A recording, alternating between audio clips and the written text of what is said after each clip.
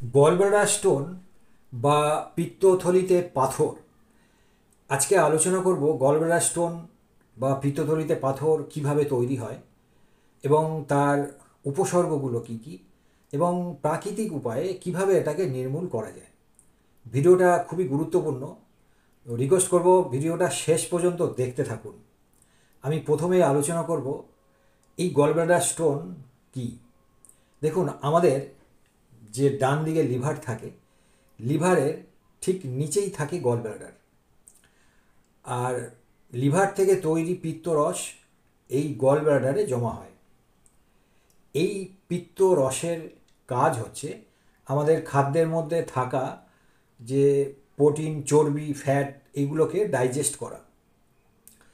শরীরে অত্যাধিক উত্তাপের ফলে এই বাইল বা পিত্তরস জমে জমে দানা দানা আকারে পাথর তৈরি হয়, যেটাকে আমরা গলব্লাডার স্টোন বলে থাকি। এখন এই বাইল বা পিত্তরস এর কম্পোজিশানগুলো কী কী? এই বাইল বা পিত্তরসের মধ্যে রয়েছে water, protein, fat, bilirubin, cholesterol, এইগুলো দিয়ে পিত্তরসটা তৈরি। আর গলব্লাডার স্টোন সাধারণত 3 ধরনের হয়। Number 1 cholesterol stone, number 2 pigment stone, number 3 mixed stone. প্রথমে কোলেস্টেরল স্টোন, মানে পিত্তথলিতে যখন কোলেস্টেরল বেশি জমে পাথর তৈরি হয় সেটাকে বলা হয় কোলেস্টেরল স্টোন। আর পিত্তথলিতে যখন বিলিরুবিন বেশি জমে পাথর তৈরি হয় সেটাকে বলা হয় পিগমেন্ট স্টোন। আর পিত্তথলিতে যখন সব কিছু মিলে পাথর তৈরি হয়, মানে বিলিরুবিন, কোলেস্টেরল ইত্যাদি মিলে যে পাথরটা তৈরি হয় সেটাকে বলা হয় মিক্সড স্টোন। এখন ঘটনা হচ্ছে, পাথর যাই হোক, এই পাথরটা তৈরি হচ্ছে কারণটা কি? প্রথমেই বললাম যে আমাদের শরীরে অত্যাধিক উত্তাপের ফলে এই যে লিকুইড বাইল, এটা জমে জমে পাথর তৈরি হয়। তাহলে আমাদের শরীরে অত্যাধিক উত্তাপটাকে আগে কমাতে হবে। তার জন্যে অনেকগুলো পদ্ধতি আছে। তো আমি স্রেফ দুটো পদ্ধতি আজকে আপনাদেরকে জানাবো। আর যদি কারোর সমস্যা থাকে আপনারা কমেন্ট বক্সে জানাবেন, আমি আরও পদ্ধতিগুলো আপনাদেরকে বলব। প্রথমে হচ্ছে, সকালে খালি পেটে 1 চামচ হরতকির গুঁড়ো আর 1 চামচ গুড়, এই দুটোকে মিশিয়ে সকালে খালি পেটে খেতে হবে কন্টিনিউ 10টা দিন। 10 দিন পর সপ্তাহে 2 দিন খেলেই চলবে। নাম্বার 2 15টা গোলমরিচের গুঁড়ো আর 1 চামচ গুড়, এটাকে মিশিয়ে সকালে খালি পেটে খেতে হবে 10 দিন। এটা যদি আপনি কিছুদিন খেতে পারেন, দেখবেন শরীরের অত্যাধিক উত্তাপ কিন্তু আস্তে আস্তে কমছে। গলব্লাডার স্টোন হলে কি করে বুঝবেন তার উপসর্গগুলো কী কী? নাম্বার 1, মশলাদার তেল, মাংস এই সমস্ত খাবারগুলো খেলে পরে আপনার অসহ্য পেটের ব্যথা হবে, যন্ত্রণা হবে, সঙ্গে বমিও হতে পারে। নাম্বার 2, কাঁপুনি দিয়ে জ্বর আসবে এবং পেটে ব্যথাও থাকবে। নাম্বার 3, যেটা হচ্ছে মেন কারণ, সেটা হচ্ছে পেটের ডান দিক থেকে ব্যথা শুরু হয়ে ডান কাঁধ পর্যন্ত উঠে আসবে। যদি এই সমস্যা হয় অবশ্যই ট্রিটমেন্ট করাতে হবে। নাম্বার 4, প্রস্রাবের রং গাঢ় খয়েরি রঙের যদি হয়, এটা দেখলে বুঝতে পারবেন যে আপনার গলব্লাডারে স্টোন আছে। নাম্বার 5, যাদের গলব্লাডারে স্টোন আছে তাদের জন্ডিসের মতো রোগ হওয়ার সম্ভাবনা কিন্তু বেশি থাকে।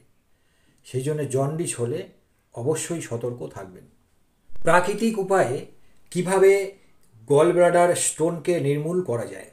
নাম্বার 1, বিট, পালন, শসা, গাজর, এটাকে জুস বানিয়ে 1 গ্লাস করে খেয়ে নিন। এটা পারে গলব্লাডারকে পরিষ্কার রাখতে, লিভার এবং কোলনকে পরিষ্কার রাখে। শসার অতিরিক্ত জল লিভার এবং গলব্লাডারকে ডিটক্সিফাই করে। নাম্বার 2, নাশপাতির রস কিন্তু পারে গলব্লাডারকে পরিষ্কার করতে। দেখবেন নাশপাতি ফলটা কিন্তু গলব্লাডারের মতনই দেখতে। তো এর মধ্যে রয়েছে পেকটিন, যা কোলেস্টেরল জমা হতে বাধা দেয়। তাই 1 গ্লাস গরম জলে 1 গ্লাস নাশপাতি জুস এবং 2 চামচ মধু মিশিয়ে দিনে 3 বার খেতে হবে। গলব্লাডারের কারণে যদি পেটে ব্যথা হয় তাহলে 1 লিটার গরম জলে 4 থেকে 5টা লেবুর রস মিশিয়ে ধীরে ধীরে পান করুন এবং হাতের এই জায়গা দুটোকে চাপ দিন। ভালো করে দেখুন, এইখানে এইভাবে 2 থেকে 3 মিনিট করে এটাকে চাপ দিতে হবে। আর অনামিকা আঙুল, যে আঙুলে আমরা আংটি পরি, তার মাথা দুটোকে এইভাবে করে চাপ দিতে থাকুন। 3 থেকে 5 মিনিট এটা করতে পারবেন 2 হাতে। দেখবেন ব্যথাটাও কিন্তু আস্তে আস্তে কমে যাচ্ছে। দেখুন, এছাড়াও রয়েছে কালোজাম, আদার রস, মূলোর রস, লাউয়ের রস। এ সবগুলোই কিন্তু পাথরের সাইজকে আস্তে আস্তে ছোট করে দেয়। নাম্বার 5, পুদিনা পাতা। গরম জলে বা জলে দিয়ে ভালো করে ফুটিয়ে নিন, দিয়ে সেই জলটা চায়ের মতো পান করুন। এই পুদিনায় রয়েছে টারপেনিস, যা পাথরকে গলাতে সাহায্য করে। গলব্লাডারকে সুস্থ রাখতে 2টো যোগাসন এবং একটা মুদ্রা আপনাদেরকে দেখাবো, যেটা করলে অনেকটাই উপকার পাওয়া যাবে। তো দেখুন, প্রথম যে আসন সেটা হচ্ছে ত্রিকোণাসন। এরকমভাবে দাঁড়াবেন, 2টো পা 2.5 থেকে 3 ফুট এরকম গ্যাপ দিয়ে দাঁড়িয়ে পড়লেন। তারপরে ধরুন ডান হাত আগে তুললাম, তো ডান হাত কানে ঠেকালেন আর বাঁ হাত থাইতে হলো, ঠেকিয়ে এবার আস্তে আস্তে বডিটাকে হেলিয়ে দিন। যতটা পারবেন চেষ্টা করবেন ততটাই নিয়ে যাবেন।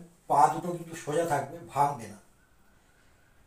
এইভাবে 30 সেকেন্ড হোল্ড করে রাখুন, আবার সেমভাবে রাখলাম। সেমভাবে আবার বাঁ হাতটাকে তুললাম কানের সোজায়, ডান হাত পা দিয়ে বডিটাকে ডান দিকে হেলালাম, আগে ছিল বাঁ দিকে। তো এইভাবে করে যতটা গেল 30 সেকেন্ড হোল্ড করে রাখলেন, আবার তুললেন। এই ত্রিকোণাসন এটা প্রত্যেকবারেই 3 থেকে 4 বার করতে হবে এবং দিনে 2 বার করে করতে হবে। এরপরে মুদ্রাটা যোগাসন মুদ্রা নয়, এটা হচ্ছে যোগ মুদ্রা। এইভাবে আসন করে পদ্মাসন করে প্রথমে বসিলেন। পদ্মাসনের নিয়ম হচ্ছে পা দুটোকে ছড়ালেন, ছড়িয়ে একটা পা এখানে তুললাম, আর একটা পা এর উপরে তুললাম। এবার একটা হাতের উপরে আর একটা হাত রেখে এটা নাভিতে রাখলাম। নাভিতে রেখে এবার বডিটাকে সামনের দিকে, আমি মাথাটাকে সামনের দিকে মাটিতে ঠেকানোর চেষ্টা করব যতটা সম্ভব।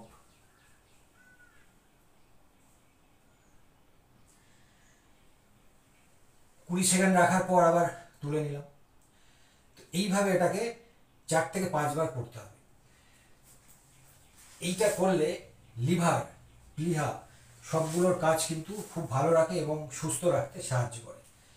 এবার যেটা দেখাবো একটা মুদ্রা, এই মুদ্রাটা করলে আপনার লিভার, তারপর প্লীহা এবং যে গল ব্লাডারে যে স্টোন থাকে সেগুলোকেও কিন্তু নির্মূল করতে সাহায্য করে।